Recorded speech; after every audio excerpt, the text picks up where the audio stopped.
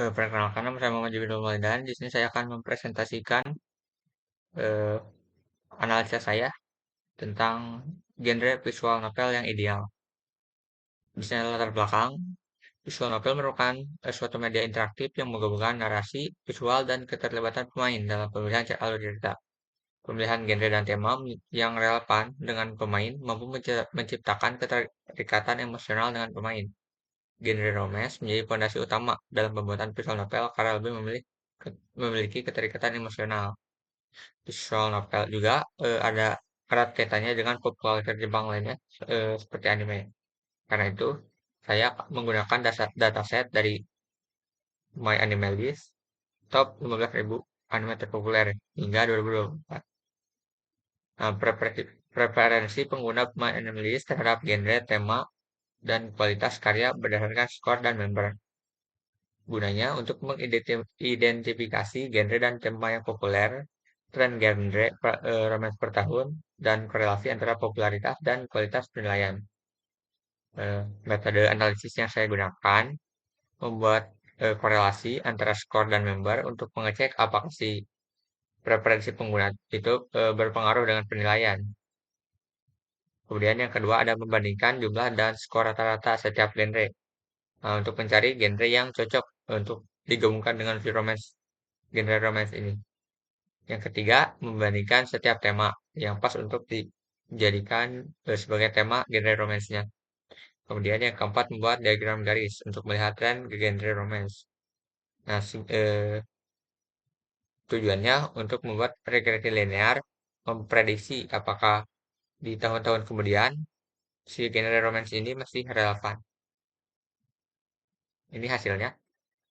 Hasil yang pertama ada korelasi skor dan jumlah member. Dari hasil eh, analisis saya, dilihat bahwa sebenarnya ada hubungan kecil yang positif antara skor dan member. Ya, dimana jika si membernya makin banyak, ada kenaikan kecil di skornya, walaupun tidak terlalu signifikan. Kemudian yang kedua, eh, analisis tentang banyaknya gen jumlah setiap genre. Nah, dari analisis saya di sini terlihat bahwa komedi, action, fantasi jauh lebih unggul. Ini ada diagram tentang skor rata-rata per game. Dapat dilihat di sini skor suspense dan misteri lumayan tinggi karena memiliki ketegangan. Misteri supernatural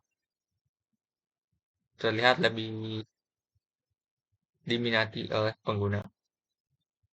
Kemudian selanjutnya ada frekuensi tema dalam semua genre.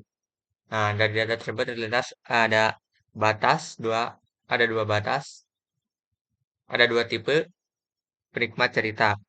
Ada yang santai, menyukai school dan parodi, ada juga yang cerita serius, seperti tema historical dan militeri. Nah, dari analisis saya selanjutnya tentang tren genre romance per tahun, menunjukkan bahwa genre romance tidak terlalu mengalami kenaikan, namun tidak terlalu niche juga. Dalam beberapa tahun terakhir, terlihat mengalami kenaikan lagi, walaupun sempat mengalami keturunan, turun.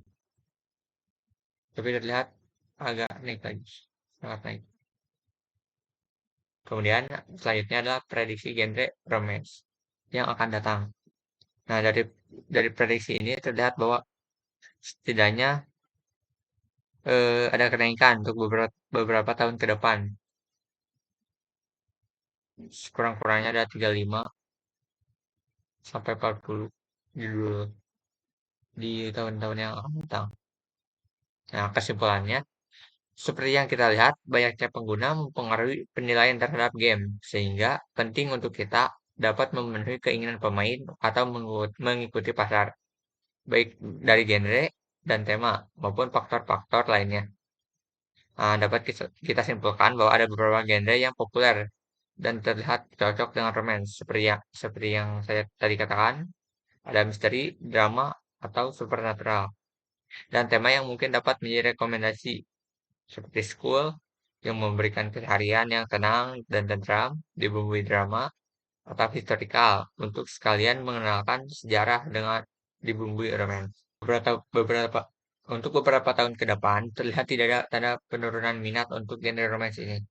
Meskipun begitu, karena banyaknya anime romance yang ada, akan sulit untuk bersaing jika hanya mengandalkan genre dan tema saja.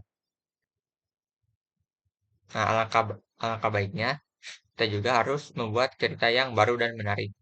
Itu saja presentasi dari saya. Mohon maaf bila banyak kekurangan. Terima kasih.